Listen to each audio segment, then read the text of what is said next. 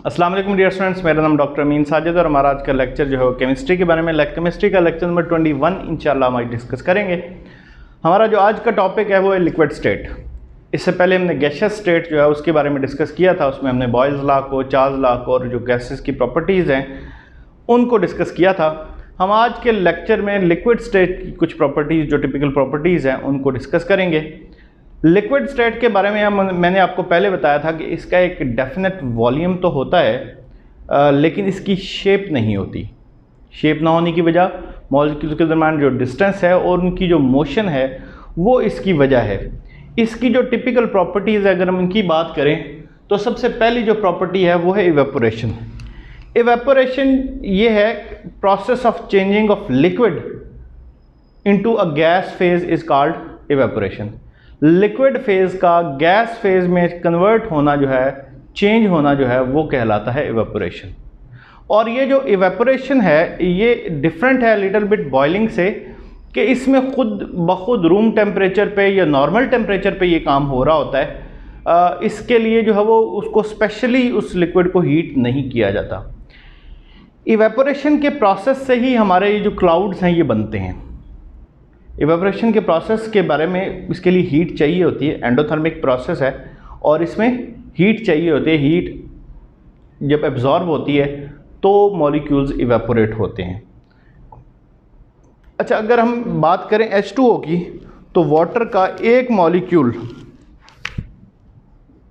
H2O का एक molecule liquid state से जब गैसियस स्टेट में कन्वर्ट होता है तो उस वक्त एनर्जी जो है वो उसको जो चाहिए होती है, इसकी डेल्टा H जो होती है that is equal to 40.7 kilo joule per mole. 40.7 kilo joule per मोल। इतनी हीट इसको चाहिए होती है इवेपोरेट होने के लिए। हीट एब्जॉर्ब होगी तो फिर ये जो लिक्विड है ये इवेपोरेट करेगा। अब इसका फिनोमेना क्या है कि ये कैसे होता है। मैंने आपको बताया कि लिक्विड स्टेट में जो मॉलिक्यूल्स होते हैं वो कंटिन्यूसली मोशन में होते हैं। अब इनमें कुछ मॉलिक्यूल्स की काइनेटिक एनर्जी ज़्यादा होती है तो वो ज़्यादा तेज़ी से मूव कर रहे होते हैं, और जो कुछ मॉलिक्यूल्स हैं उनकी टेम्परेचर जहाँ पे कम हो वहाँ पे जो उनकी मूवमेंट है वो स्लो होती है। तो जो मॉलिक्यूल्स की काइनेटिक एनर्जी ज़्यादा होती है वो ज़्यादा एनर्जी के साथ मूव करते हुए समटाइम्स वाटर की सरफेस जो है, लिक्विड की जो सरफेस है, वहाँ से वो गैसियस स्टेट में कन्वर्ट होके तो इवेपोरेट हो जाते हैं, उड़ जाते हैं गैस बन के। एक्चुअली होता ये है कि वो अपनी जो अट्रैक्टिव फोर्सेस होती हैं due to their excessive kinetic energy, greater kinetic energy की वजह से जो उनकी आपस में अट्रैक्टिव फोर्सेस होती हैं वो उनको ओवरकम कर लेते हैं, और ओवरकम करने के बाद इंडिविजुअल मॉलिक्यूल जो है वो फ्लाई कर जाता है, वो गैसियस स्टेट में कन्वर्ट हो जाता है। जो इवेपोरेशन है ये डायरेक्टली प्रोपोर्शनल होती है टेम्परेचर के। अगर टेम्परेचर ज़्यादा है तो इवेपोरेशन ज़्यादा होगी, अगर टेम्परेचर कम है तो इवेपोरेशन कम होगी। और इसके साथ साथ एक और बड़ी इंपॉर्टेंट चीज़ जो है वो बताता जाऊँ कि इवेपोरेशन जो है ये कूलिंग प्रोसेस है।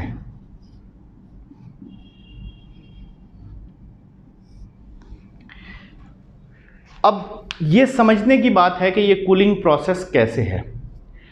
कूलिंग प्रोसेस ऐसे है कि जब हाई एनर्जी मॉलिक्यूल्स जो होते हैं लिक्विड के वो इवेपोरेट कर जाते हैं तो पीछे जो लिक्विड रह जाता है उसका टेम्परेचर कम हो जाता है। उसका टेम्परेचर कम हो जाता है क्योंकि उसमें हाई एनर्जी वाले जो मॉलिक्यूल्स हैं वो निकल गए हैं। जब टेम्परेचर कम होता है तो लिक्विड जो है अपनी सराउंडिंग से, अपने आसपास इन्वायरमेंट जो होता है वहाँ से हीट को एब्जॉर्ब करता है ताकि अपने टेम्परेचर को फिर से मेंटेन कर सके एज़ पर द इन्वायरमेंट। तो उस टेम्परेचर को मेंटेन करने के लिए वो बाहर से जो हीट होती है उसको एब्जॉर्ब करता है। जब वो हीट एब्जॉर्ब करता है, टेम्परेचर जो सराउंडिंग्स का है वहाँ से जब हीट लिक्विड एब्जॉर्ब करता है तो सराउंडिंग का टेम्परेचर कम हो जाता है, इसलिए हम इसको कूलिंग प्रोसेस कहते हैं। एग्जाम्पल इसकी ये दी हुई है कि अगर अल्कोहल का एक ड्रॉप हम अपनी पाम पे, हथेली के ऊपर रखें तो वो इवेपोरेट हो जाता है, और जब वो इवेपोरेट होता है तो उसके साथ ही हमें एक ठंड का एहसास, ठंडक का एहसास, कूलिंग का जो फीलिंग है वो हमें आती है। और वो उसकी वजह ये होती है कि ये जब इवेपोरेट करता है तो इन्वायरमेंट से जो यहाँ पे टेम्परेचर कम हो जाता है, टेम्परेचर कम हो जाता है, और कम होने की वजह से बाहर से टेम्परेचर जो है वो एब्जॉर्ब होके इसको जो है वो कंपनसेट करता है। हमारा जो नेक्स्ट टॉपिक है वो है factors affecting evaporation. Factors affecting evaporation, अगर हम फैक्टर्स की बात करें तो सबसे पहला जो फैक्टर है वो है सरफेस एरिया। पहला फैक्टर क्या है? Surface area.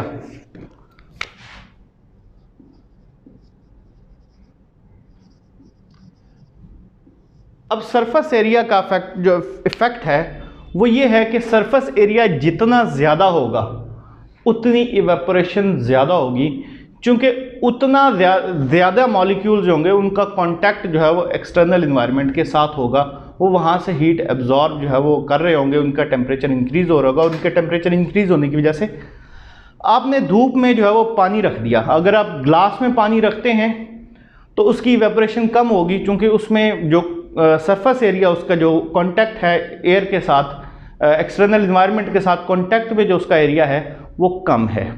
लेकिन अगर आप किसी खुले बर्तन में, बड़े बर्तन में उतना ही पानी जो है वो रख दें तो वो बड़ी जल्दी इवेपोरेट हो जाएगा, क्योंकि उसके पास सरफेस एरिया जो है वो ज़्यादा होगा।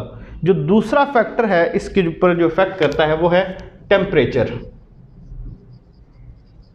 टेम्परेचर का मैंने पहले भी बताया कि टेम्परेचर का डायरेक्टली प्रोपोर्शनलिटी है इवेपोरेशन के साथ। जितना टेम्परेचर हमारा जो लिक्विड है उसका टेम्परेचर, जितना एक्सटर्नल इन्वायरमेंट जो है उसका टेम्परेचर जितना ज़्यादा होता जाएगा तो रेट ऑफ इवेपोरेशन ज़्यादा होता जाएगा। हाई टेम्परेचर पे रेट ऑफ इवेपोरेशन जो है वो हाई होगा। वजह यह है कि जब टेम्परेचर हाई होगा तो मॉलिक्यूल्स की काइनेटिक एनर्जी इंक्रीज़ हो जाएगी, और काइनेटिक एनर्जी जितनी ज़्यादा इंक्रीज़ होती जाएगी इवेपोरेशन उतनी ज़्यादा होती जाएगी। और उसकी वजह ये होगी कि काइनेटिक एनर्जी इंक्रीज़ होने से जो इंटरमॉलिक्यूलर फोर्सेस हैं, मॉलिक्यूल्स के दरमियान आपस में जो उनको बाइंड करने वाली फोर्स है वो वीक होती जाएगी। टेम्परेचर इंक्रीज़ होगा, वो उस वीक फोर्स को ओवरकम करेंगे, और ओवरकम करके तो इवेपोरेट हो जाएंगे। तो इसलिए हम ये कहते हैं कि जो हॉट वाटर है वो जल्दी इवेपोरेट करेगा as compare to cold water. अब तीसरा जो फैक्टर है वो इसमें जो इफेक्ट करता है वो है इंटरमॉलिक्यूलर फोर्सेस।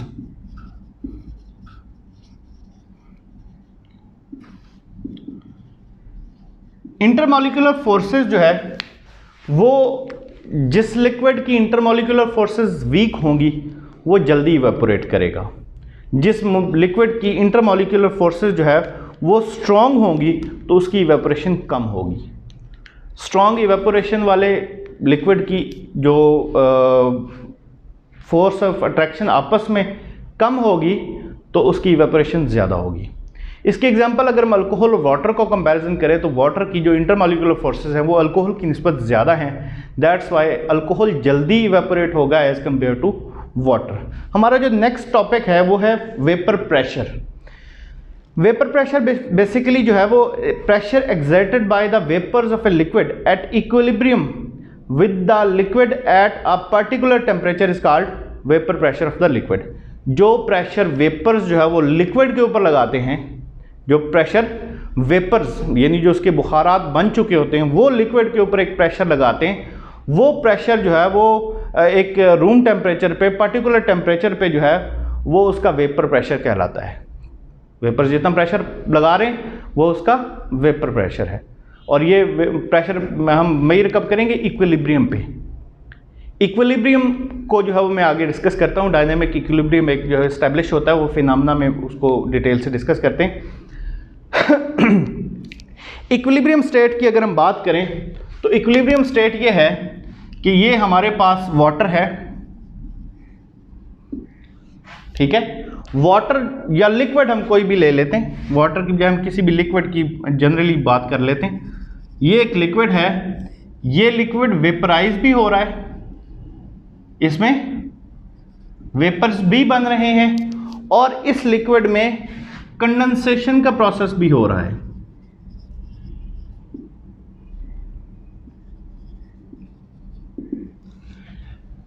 इस लिक्विड में कंडेंसेशन का प्रोसेस भी हो रहा है। इस तरफ वेपर्स हैं, उस तरफ लिक्विड है। अच्छा, जो इवेपोरेशन है, वेपर्स बनने का, बुखारात बनने का जो प्रोसेस है वो उल्ट है कंडेंसेशन का। कंडेंसेशन क्या है? गैस का लिक्विड में कन्वर्ट होना, और इवेपोरेशन क्या है? लिक्विड का गैस में कन्वर्ट होना। तो ये दोनों एक दूसरे के ऑपोजिट हैं। सो वेपराइजेशन जो है वो कंडेंसेशन का ऑपोजिट है। तो ये दोनों प्रोसेसेस, अगर हमारे पास एक ऐसा लिक्विड है जिसमें जो हमने क्लोज्ड कंटेनर में, ओपन कंटेनर में अगर रखा होगा, ओपन जो है इन्वायरमेंट में होगा, तो फिर सिर्फ वेपराइजेशन होगी, कंडेंसेशन नहीं होगी। लेकिन अगर हमने किसी लिक्विड को क्लोज्ड कंटेनर में रखा हुआ है तो फिर हमारे पास जो वेपराइजेशन का रेट है, एक टाइम आएगा शुरू में वेपराइजेशन होगी, वेपर्स बनेंगे, वेपराइज होंगे, वेपर्स बनेंगे, लेकिन थोड़े टाइम के बाद वेपर्स इतने ज़्यादा बन जाएंगे कि वापस कंडेंसेशन का प्रोसेस भी शुरू हो जाएगा, वापस कंडेंसेशन का प्रोसेस भी शुरू हो जाएगा। तो ये कंडेंसेशन और वेपराइजेशन एक टाइम आएगा कि दोनों बराबर हो जाएंगी। जितने वेपर्स बन रहे होंगे इतने ही मॉलिक्यूल्स कंडेंस भी हो रहे हैं। जितने मॉलिक्यूल्स जो है वो वहाँ से वेपर बन के, बुखारात बन के, गैस बन के तो लिक्विड में से निकल रहे होंगे, इतने ही वापस लिक्विड में लिक्विड बन के जो है वो वापस लिक्विड के अंदर शामिल हो रहे होंगे। तो इस स्टेज पे जो number of evaporating molecules is equal to the number of molecules coming back condensing to the liquid. This state is called dynamic equilibrium. और इसको अगर डायग्राम एक जो है उसमें शो कर दूं मैं आपको, तो ये हमारे पास एक लिक्विड पड़ा हुआ है, ठीक है, इसके ऊपर हमने एक जार जो है वो रख दिया। तो इनिशियली क्या होगा? सिर्फ वेपर्स बनेंगे, सिर्फ वेपर्स बनेंगे, मॉलिक्यूल बाहर को जो है वो मूव करना शुरू करेंगे।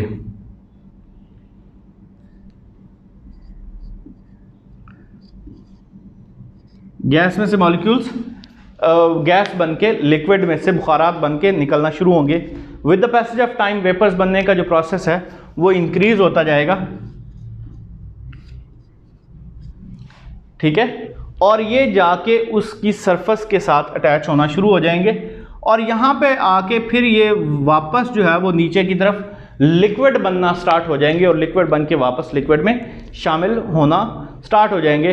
तो ये जो वापस लिक्विड गैस के मॉलिक्यूल्स जो हैं, जो लिक्विड जो गैस बन चुका है, इवेपोरेट हो चुका है, बुखारात बन चुके हैं, बुखारात का वापस लिक्विड में कन्वर्ट होना जो है ये कहलाता है कंडेंसेशन। अब एक स्टेज ऐसी आएगी, अगर आप डायग्राम देखें 5.4 फिगर जो दी हुई है बुक में, कि पहले सिर्फ इवेपोरेशन होगी, वेपर्स बनेंगे, उसके बाद एक स्टेज ऐसी आएगी कि जब वेपर्स जो है वो वापस लिक्विड में कन्वर्ट होना शुरू हो जाएंगे, और with the passage of time भी दोनों के दरमियान एक इक्विलिब्रियम इस्टेब्लिश हो जाएगा। जितने मॉलिक्यूल्स वेपराइज होंगे इतने ही मॉलिक्यूल कंडेंस भी हो जाएंगे।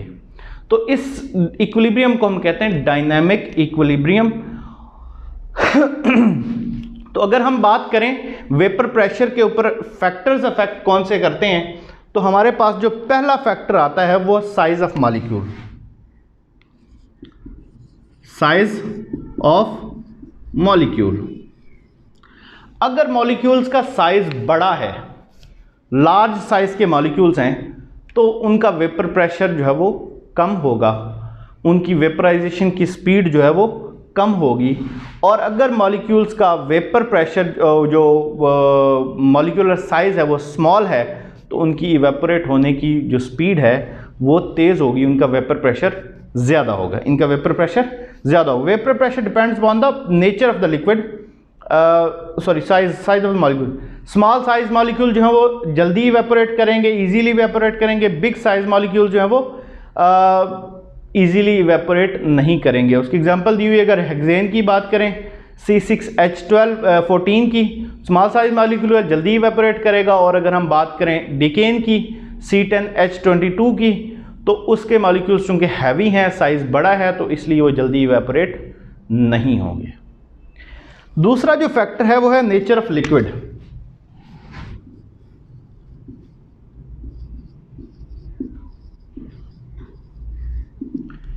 नेचर ऑफ लिक्विड जो है दो तरह की हो सकती है। It could be polar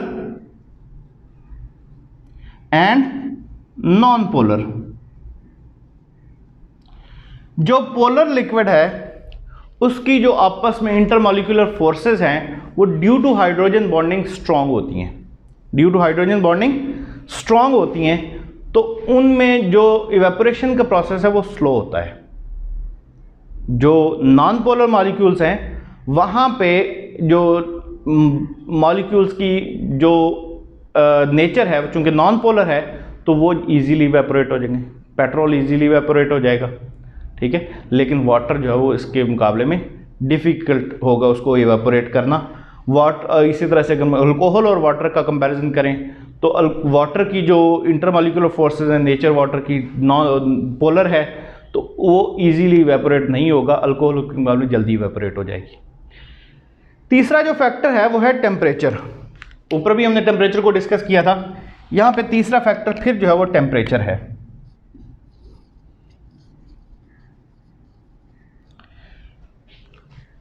temperature का जो इफेक्ट इवेपोरेशन के ऊपर था वही वेपर प्रेशर के ऊपर भी होगा, ये इसके भी डायरेक्टली प्रोपोर्शनल होगा। जितना टेम्परेचर ज़्यादा होगा वेपर प्रेशर ज़्यादा होगा, जितना टेम्परेचर कम होगा वेपर प्रेशर कम होगा। अगर हम रिलेशनशिप देखना चाहें वेपर प्रेशर ऑफ वाटर की विद टेम्परेचर तो हमारे पास एक टेबल दिया हुआ है, टेबल 5.1। उसमें आप देखें कि 0 डिग्री सेंटीग्रेड पे जो वेपर प्रेशर है वो 4.58 mm ऑफ Hg है, मिलीमीटर ऑफ मरकरी है।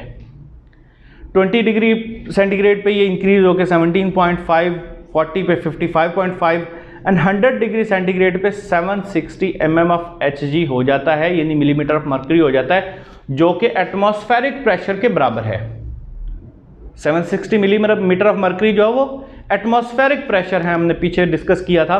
760 मिलीमीटर ऑफ मरकरी जो है एटमॉस्फेरिक प्रेशर है, तो वहाँ पे सारा का सारा वाटर जो है वो इवेपोरेट हो जाएगा। सारा का सारा वाटर 100 डिग्री सेंटीग्रेड पे इवेपोरेट हो जाएगा, तो इसीलिए उसको हम इसका बॉइलिंग पॉइंट भी कहते हैं। हमारा आज का लेक्चर यहीं तक था।